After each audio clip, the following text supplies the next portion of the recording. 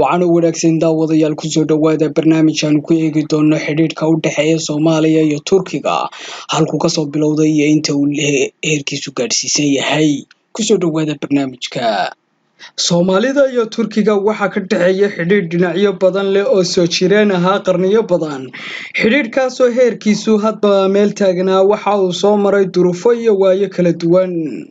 inta laga xasuusan yahay taariikhda xidhiidhkaasi waxa uu jiray iyo xilliga ay dhulka Soomaalida qayb kamid ah ka talinaysay boqortooyadii Cadal Magan oo loo maleynayo inuu ahaa erey dhawaaq guuray oo loola jeedo cadaaladda ama saldanadii cadaaladda boqortooyadan oo xarunteedu ahayd magaalada taariikhiga ee Saylac oo dhacda waqooyiga Somaliland ayaa ahayd boqortooyo isiro kala duwan lahayd oo intii u dhaxaysay 1415 ilaa 1577 ku fiday dhul aad u ballaaran oo gobolka Geeska Afrika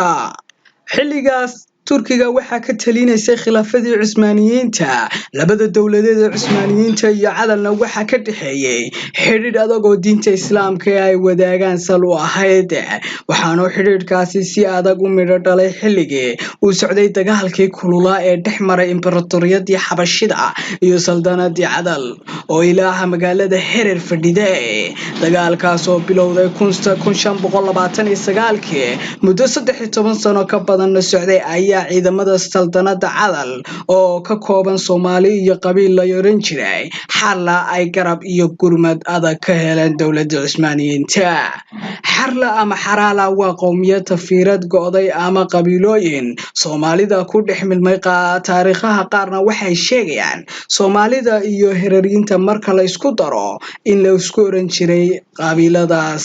yiraahdo xarla waan dowrayaa oo waan dhisayaa waan dowrayaa oo waan dhisayaa dhanka aan haye Soomaalidu dhamaan dadkii waxay rabtaa oo dhimanayaa Soomaalidu dhamaan dadkii waxay rabtaa oo dhimanayaa oo dhimanayaa